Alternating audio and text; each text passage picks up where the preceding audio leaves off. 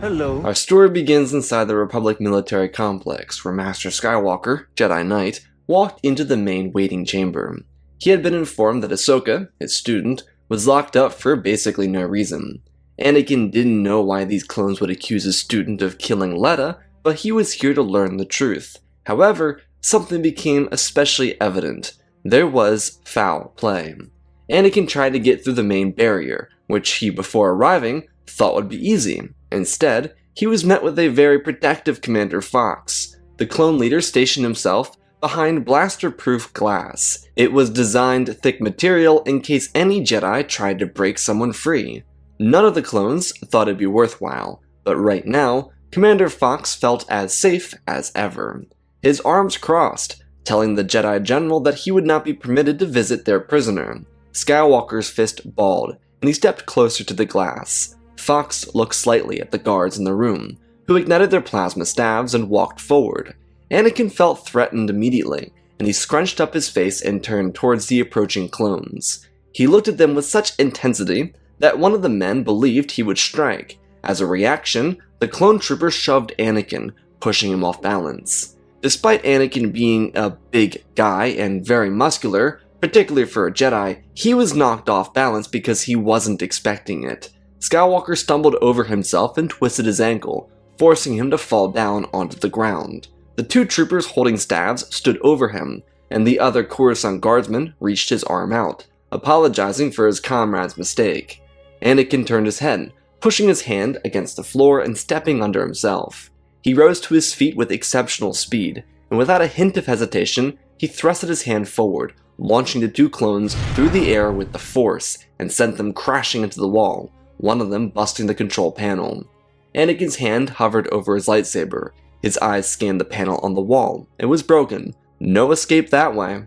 Within an instant, though, he remembered Commander Fox, and as his eyes turned to gaze at the clone leader, he saw Fox contacting reinforcements with a blaster in hand. Skywalker was furious. It was clear that he was attacked by the clone, without provocation, and now he was going to get blamed? He couldn't allow this to happen because it clearly proved that Ahsoka was framed. His mind raced, and when he came to a conclusion, within an instant, his lightsaber ignited. He stepped towards the prison block where a different panel, not broken, was, and shoved his saber into it, opening it and stepping through hastily. Anakin recognized that these clones were not the enemy, so he offered them resolution through surrendering. None of them took that option, so they were either thrown into the walls, blasted by their own shots, or had their weapons cut into pieces. Anakin could hear more Coruscant guardsmen behind him. He slipped around corners and found an identification booth, where he quickly flipped through lists of names before finding a student. When he got to her cell, he busted it open with a saber and told her to come quickly. She was confused as to why this was happening or why Anakin was holding his saber. He told her to not think about it, pulling her by her wrist and turning down the opposite direction from where he came. The two Jedi would avoid clones throughout their escape, eventually even grabbing Ahsoka's sabers from the main control terminal, where Anakin was able to take the data drive for security footage and escape from the premises. They used a ventilation shaft to break into the outskirts of the facility.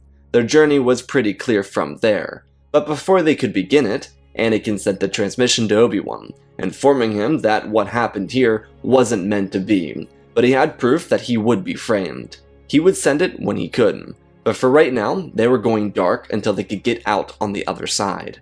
Master and apprentice would vanish into the underworld, not too deep, but a few levels down. Skywalker had absolutely no plan going forward, and at this current point, aside from worrying about he and his student's safety, he hoped that the clones inside the military complex were alright. Everyone aside from the guy that shoved him. That dude could eat the broadside of Jabba the Hutt's rear end. After several hours of being on the move, Anakin and Ahsoka found a place to relax. They were a little winded, which was pretty good for sprinting a half marathon with clones chasing them.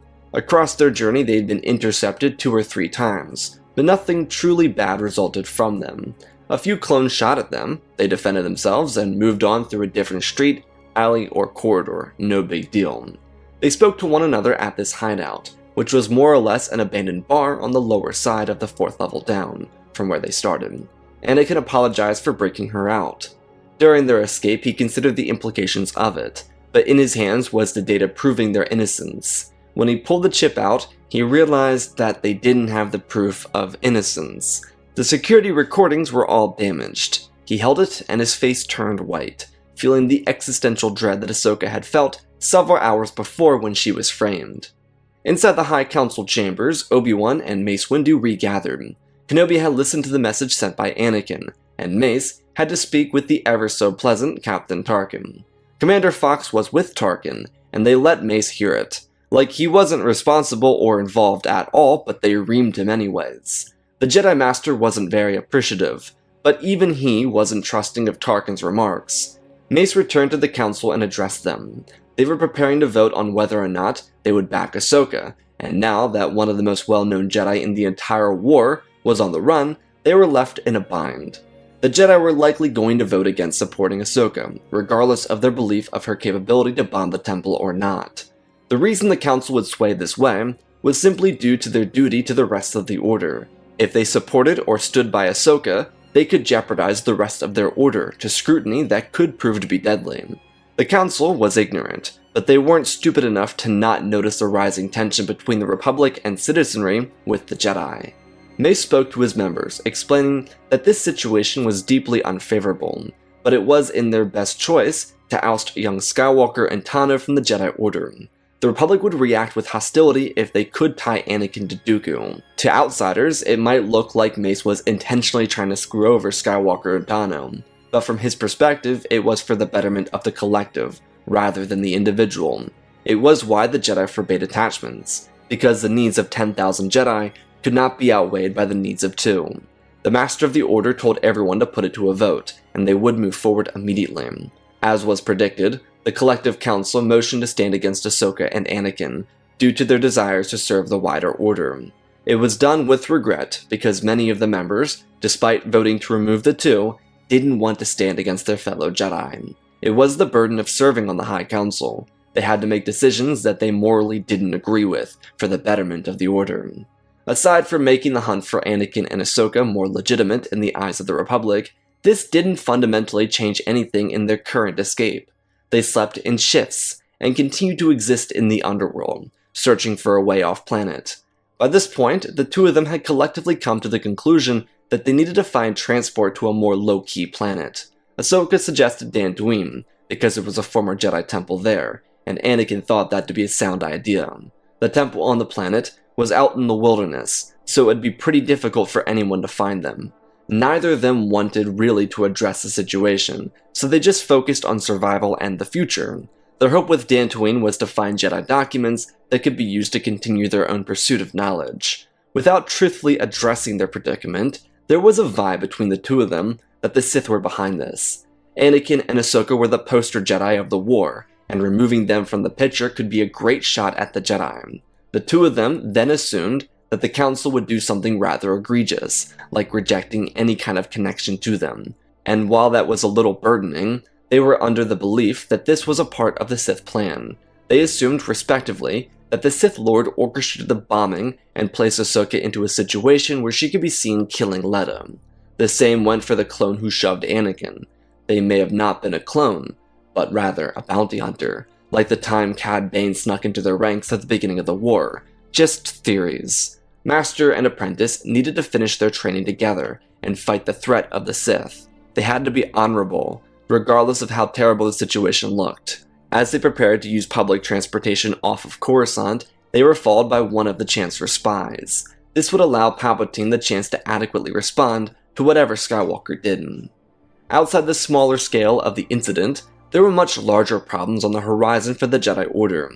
Thanks to Tarkin working on behalf of Palpatine, and the Republic in this case, the Jedi were thrown under the bus. Tarkin held a public briefing with a galactic news outlet before making the same case before the Senate. Essentially, he said that if, quote-unquote, the best of the Jedi could go out on a limb and betray the Republic for his own rat of a student, then what would become of the worst of their members? He then disclosed evidence regarding the General Krell case, which was not supposed to be revealed to the public due to a military mandate under Directive of CT-7567. Tarkin didn't care for the authorization required by Captain Rex, and undermined his position. In doing this, the Republic captain was able to quickly sow distrust into the public, So much so that by the time he was preparing to make a stand before the Senate, there were anti-Jedi protests in the streets. While this may have seemed like a rapid jump to the conclusions from the public, it in all actuality wasn't. From the perspective of the public, this was the final straw for the Jedi. In their eyes, they saw Dooku, a former Jedi Master, lead the opposition in war crimes, battles, and sieges across the galaxy and against the Republic. In their eyes, they saw Jedi warriors descend on Geonosis in an effort to save 2 other Jedi. Don't think about the Senator because that defeats the point. And beyond that, now the poster boy of the Republic and his Padawan were knocking clones out to save each other. The addition of Krell's case wasn't any more helpful for the Jedi Order. All of this went to say that the people of the Republic wanted the Jedi removed from military oversight and military power. If Krell was a sign of anything, then what Anakin was lightweight. And sure, Skywalker was sent fleeing, but no one knew how much damage a collective order of 10,000 could do. The mysticism of the Jedi had been praised for centuries. The awe that their order held over the galaxy couldn't be overstated, but that awe could very easily be swayed into fear. The public, now in complete fear of the Order, demanded that the Senate, with Tarkin present, revoke the Jedi Order from the military clearance. There were even calls for the complete and total removal of the Jedi Order from Coruscant for being a liability to the Republic War effort. The Council, who had been in the middle of several military meetings, were blindsided by this turn of events. All of them had agreed with the stance held by Windu. Even if they didn't vote with him, they saw his point and believed it to be the right one for the collective Jedi Order, and they were surprised that the Republic would respond so negatively. When they watched back Tarkin's broadcast, they realized that, without the power to defend themselves, they were going to get ostracized. The Council almost went into a state of panic, but Yoda spoke, stepping up from his seat and walking into the center of the chamber. His riddled speak started, reminding them of their courage to do what was best for their order. In rejection of Skywalker and Tano, they were shown the true colors of the Republic. Years had passed, and change had occurred. The Republic did not represent what initially it had. Yoda frowned, as if a part of him had died in recognizing this. He admitted that he continued to serve in the hope that the war would enlighten the Republic to see their flaws, and yet it only pushed them further from who they were meant to be. Yoda believed full-heartedly that the Republic would call for the removal of the Jedi from the military, and in which case he proposed that they begin looking for a new home. Not that they should fear the Republic, but perhaps it was time that they took in a wider perspective of the galaxy around them. He then turned to Masters Kenobi and Plo, being that they were the only two to not vote against Anakin and Ahsoka, as he requested them to go into the galaxy and find the 2 lost Jedi, start on Coruscant, and go from here and bring them home. Master Windu informed Yoda that he could take 3 squads of Jedi navigators into the galaxy to find that new home, and he nodded his head. Yoda exclaimed that in their greatest trial, they would rise stronger. These were simply precautions in the worst-case scenario, but he told them that the Force worked in mysterious ways, a poetic phrase repeated by Grand Masters for thousands of years. This Jedi Order would prevail. He promised them all that much. Just as the Jedi Council prepared for their undoing, they were proved right for their preparation. The Senate listened to Captain Tarkin as he ripped through the Jedi without an unchecked remark. No one stood against him, because the Senate for the most part banded behind him and Palpatine. Their case was really simple. The Jedi were simply too untrustworthy to remain members and or generals of the Republic military. As a result of these manipulated truths, the Senate quickly crafted up a bill, and within the next several hours, the Jedi would be revoked of their military access. The protesters outside the Senate building erupted into cheers. They celebrated this loss of leadership, and preyed on the Jedi more by demanding even more reform, requesting Jedi removal from Coruscant and furthermore requesting their removal from any and all Republic territory, outlawing each and every single one of them. In deep space, Anakin and Ahsoka sat with their robes on, covering their heads. They were fugitives, and without knowing of the Jedi betrayal of them, they discussed their plans for getting to Dantooine. Luckily for them, they had a bundle of credits, and they were going to get dropped off at the world of Seleucami, hoping that they could purchase a piece of junk and fly it from there. Palpatine's spy continued to sit quietly behind them, internalizing and notating every piece of necessary information. These two fools were just giving a stranger total access to their future whereabouts. Obviously, Anakin and Ahsoka were speaking in a quiet whisper, but the spy was using a vocal enhancer and playing everything through his earbuds. It was cheating, but they hadn't noticed. The spy worked efficiently, as she prepared to relay information back to the man who hired her. When they arrived at the spaceport on Saleucami, they shuffled out into the crowd, between a family of 7 who lost luggage and the married couple realizing that Saleucami wasn't comparable to Babu. It was enough of a distraction that the local enforcement of the planet didn't notice the 2 Jedi sneaking away. They were able to skip across the street into a local yard, where old and beaten up vessels were being sold. Among these were a YT Corellian fighter. These vessels were hot on the market, but this specific ship had been through hell. It was barely operable. If it even got Ahsoka and Anakin to Dantooine, that'd be a miracle. The shop owner practically gave the ship away for free because he believed he could rebuild it and sell it for double, triple, or even quadruple for what he got it for. But he couldn't do anything with this piece of junk. He was going to uninstall the hyperdrive, but due to his new tech, it was a bit difficult to get it out of the system. Giving it away to Anakin and Ahsoka, who posed as brother and sister, was a no-brainer. He got money and got the ship out of his hands. The duo would take the light freighter to Dantooine, immediately following this transition, effectively leaving behind Palpatine's spy, but allowing her the chance to report her findings to the Chancellor. A few days later, every Jedi would be removed from the front line of combat. Many of the clones didn't understand why this was happening. Sure, the 2 cases of Krell and Anakin weren't exactly that great, but most of the clones inside the military complex actually defended Anakin.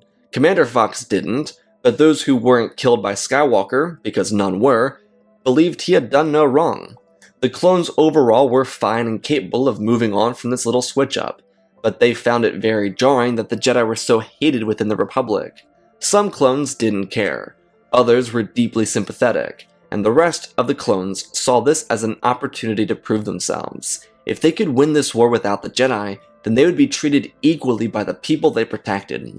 The tragedy is, only the Jedi saw their real value, and therefore, regardless of the outcome of the war, they wouldn't be treated any differently than they were right now.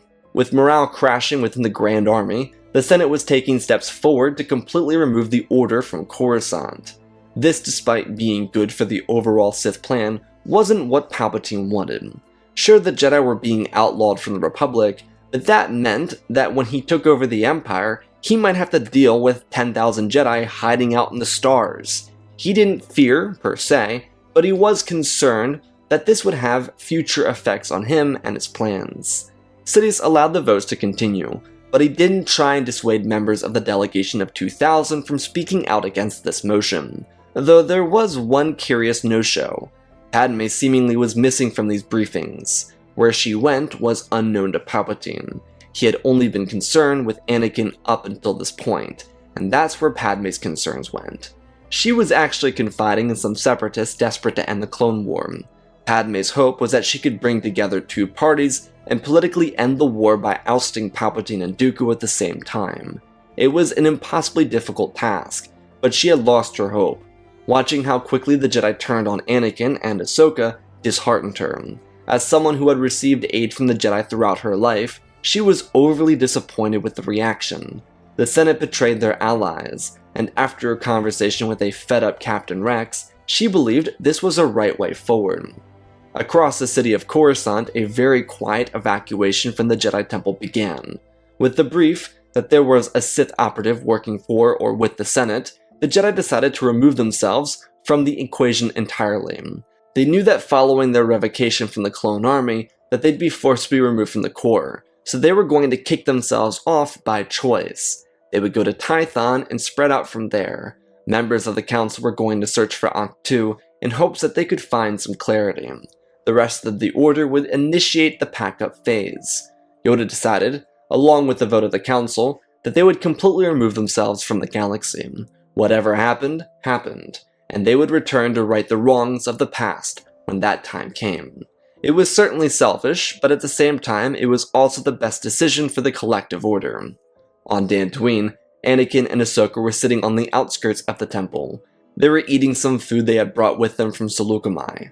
Skywalker had told her some of his secrets, including the one about Padme, because they had learned the truth. The Order released them in an attempt to remain favorable with the Senate. No biggie, it was a little hurtful, but they were okay with the decision, because they were currently safe. In any other circumstance, that'd be a different story. On the grounds next to them were dozens of holograms, and they were leaned up against two separate pillars, laughing with their mouths open. It was a really pleasant experience. In their few days here, they had trained arduously, which brought them profound comfort. They were really just siblings, and this was their big galaxy.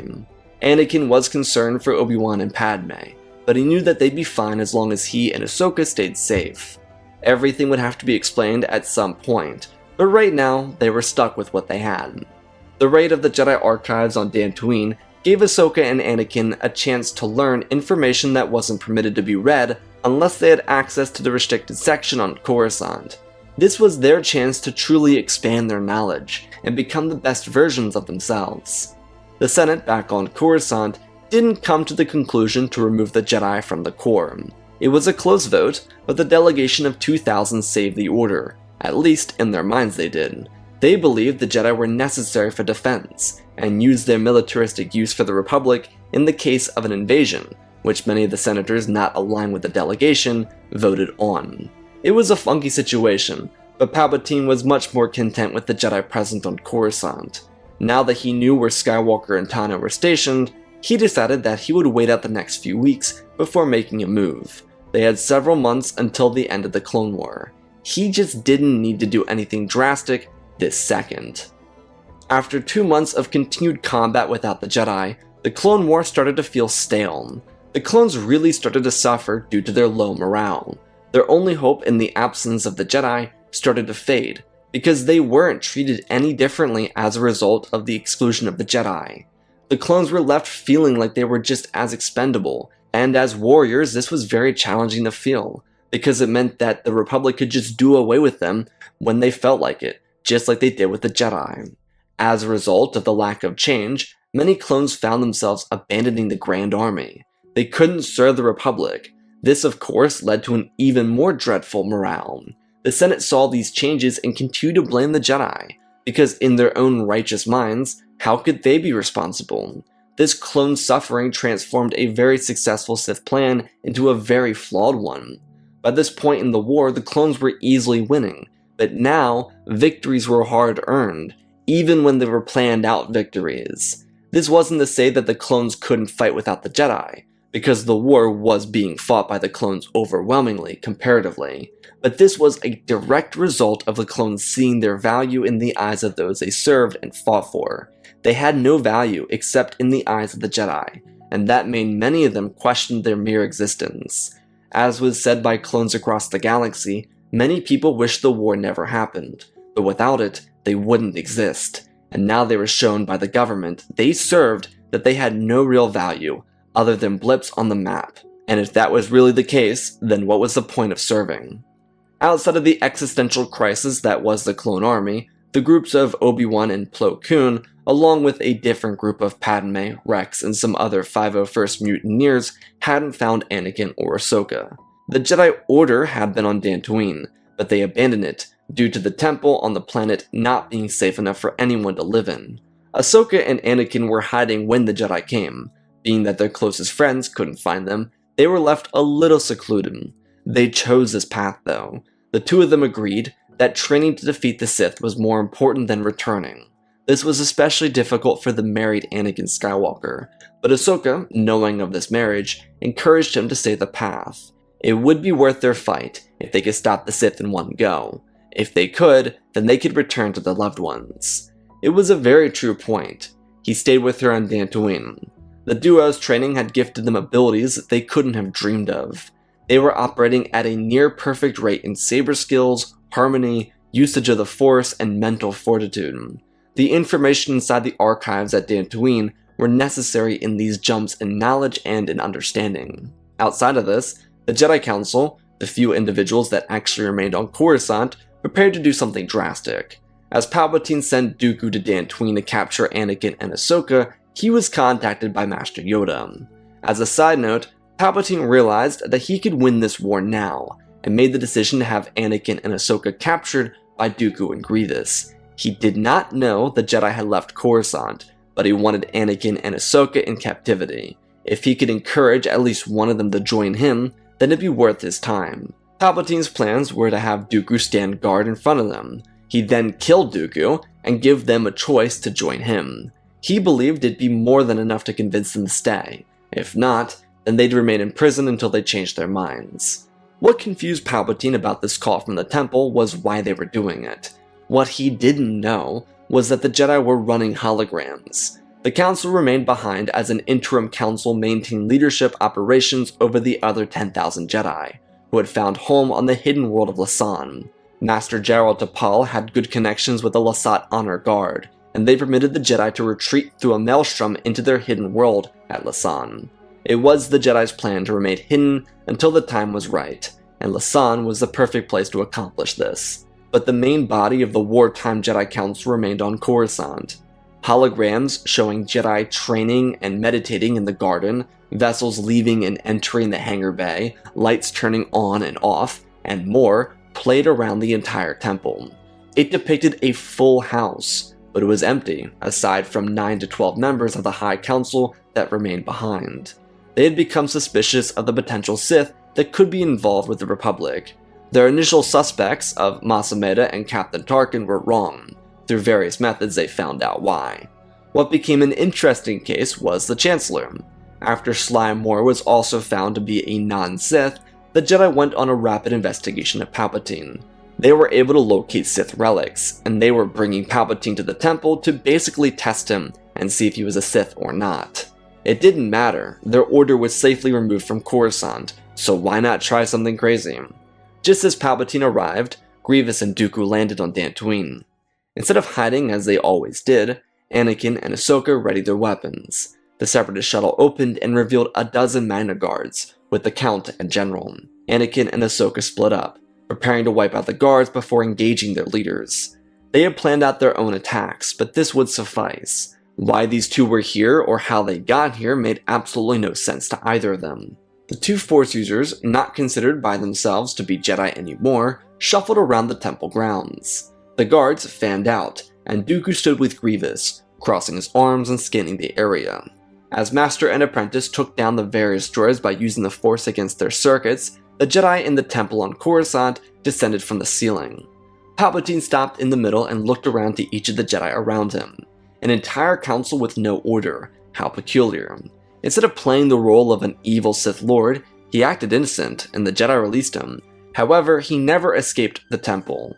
As per a work of the Force and some ancient torture device used by a long-dead iteration of the Jedi Order, they established a trap by the entrance of the temple. It activated after Palpatine arrived.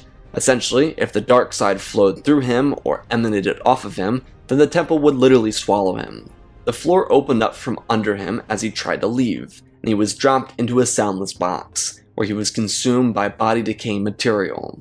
It was all coated in Jedi hex charms, old materials used when the Jedi faced foes more fearsome than the Sith. As the final members of the Jedi Order evacuated Coruscant for Lasan, they certified that Sidious met his eternal doom within the walls of their own temple. Back on Dantooine, Anakin's saber ignited, because he was found by Grievous. This wasn't part of their plans, but he was adapting.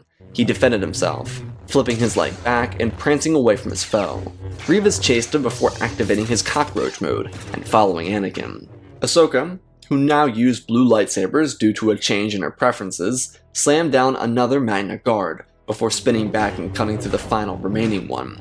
The sound of blades colliding got her attention, and she moved around the temple grounds to find her instructor. Skywalker danced away from his adversary, who leapt into the air using 4 lightsabers. Anakin wasn't known as a master of defense before they left, but in the months here, training with his student, he adapted a form of defense he liked. Call it 3.5, because it wasn't nearly as strict as Kenobi's iteration of the form. He slipped away from the strikes made by Grievous, before noticing Dooku out of the corner of his eye. Their blades slammed into each other and locked, Anakin hoisted one hand above his head and catching another strike by Grievous in his metallic arm. It caught Grievous by surprise, because Anakin twisted the metal, shattering the circuitry inside of it, before he slashed down, cutting Grievous across the mask. He wailed like a heinous creature, and Anakin grinned, driving his blade forward and taking the droid general's advantage away from him. Ahsoka, on the other side of the grounds, lunged at Dooku, who narrowly defended himself. He told the kid that it wasn't very Jedi-like to attack him from behind. She shoved forward, informing him that she was no Jedi. He stumbled back, slipping in the mud behind him, but catching himself. So, she would challenge him for his life. How fun. Across from them, their sabers collided, as a rage-filled Grievous struck aggressively at his attacker. Their weapons darted between each other. Anakin's strikes were high before moving low, when Grievous then tried to desperately outpace Skywalker, but the former Jedi was even faster than him. It was very daunting for an individual meant to be half robot, but Anakin had mastered Jedi arts that were created by some of the fiercest combatants of the old world. Grievous tried to overpower Anakin, and it worked, until the ground started to crumble under him. Skywalker raised the droid general from the ground and held him above his head, using the Force to close Grievous in on himself. The howls released from Grievous were ear-piercing, and Dooku, not privy to what was happening behind him, got distracted. He was almost afraid of what Skywalker had turned himself and his apprentice into, because someone born of warrior blood, like Grievous, wouldn't just wail like that. Dooku was able to turn around, and what he saw horrified him. Grievous was transformed into a ball, and completely crushed. His lungs were at his eyes, his brain was at his backside. It was a total mess, and Skywalker shoved everything together before playing dodgeball with Dooku. He was clobbered in the back leg, where he was sent backwards over the intense weight of Grievous's body. He had defended a strike by Ahsoka when his calf was crushed by Grievous. Following it, Ahsoka shoved forward with all of her strength, and beat him backwards over the fallen droid. Anakin told Ahsoka to walk away, because Dooku was on the ground, as he said some final remarks before plunging his saber deep into Dooku's body. This aggression may have seemed like the beginning of the dark side within the two former Jedi, but in all actuality, this was their usage of the old Jedi arts. What they discovered were methods concocted long before the establishment of the Sith Order. These Jedi were fighting beasts and creatures that could kill Grand Masters. The methods created, and used against Dooku and Grievous and even Palpatine, weren't supposed to be used on anything human-sized. They were created for monsters close to the size of a Zillo beast. Anakin and Ahsoka weren't finished yet. While they would leave Dantooine to learn more about the galaxy that had changed around them, they would eventually stumble upon Maul. The poor unlucky bastard got transformed into an ornament. He tried so hard and got so far, on Mandalore, but in the end, it didn't even matter. Before Maul's death, there'd be a failed mission from Padme.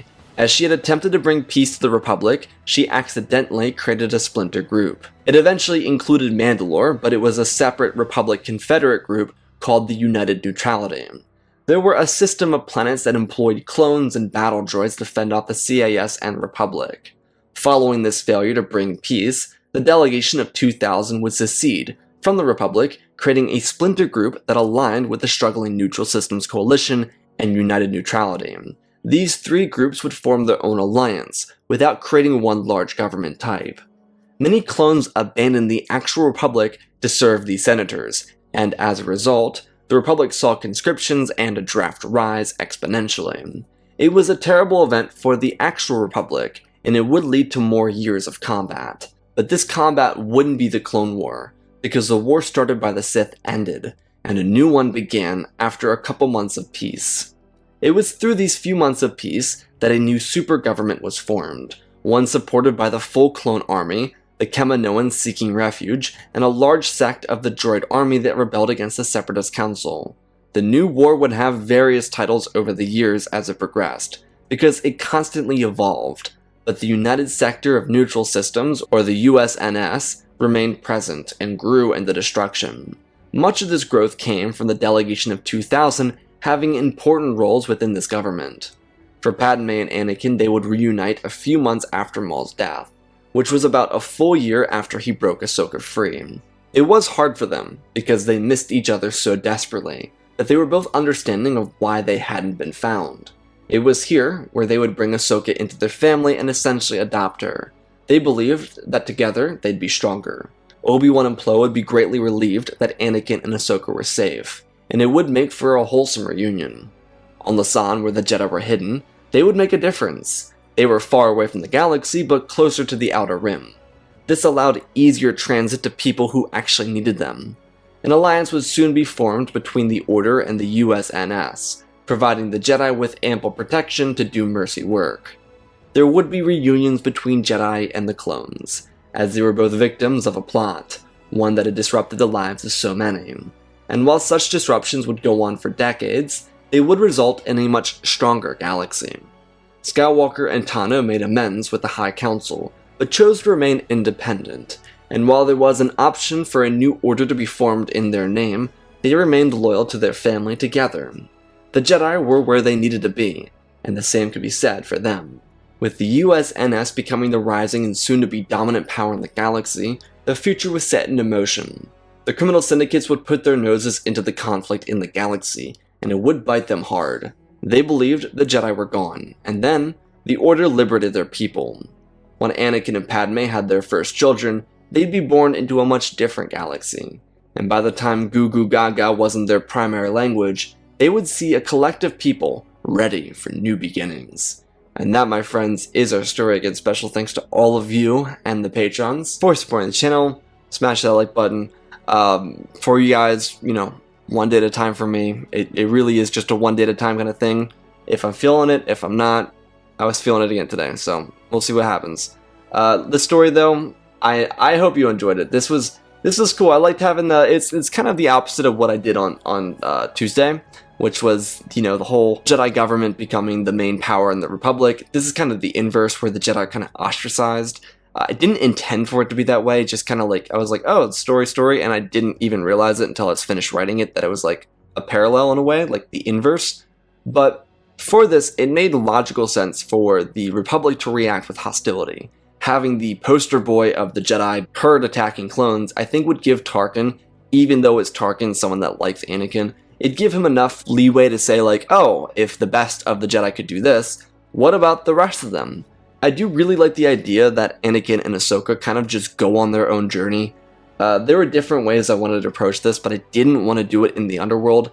I just felt like it would limit them so much if they were just stuck in the underworld for the entire story, and so putting them on Dantooine after being spied on by Palpatine just felt like a really unique way to go about this story and let them kind of grow in their own respect. But I think with 2 months on Dantooine, where they're constantly learning new information, I think they'd be pretty much unstoppable at that point. But anyways, I hope y'all enjoyed. I love you all. I really do. I love you guys to death. I really do, guys. You guys are the best. Seriously, the best.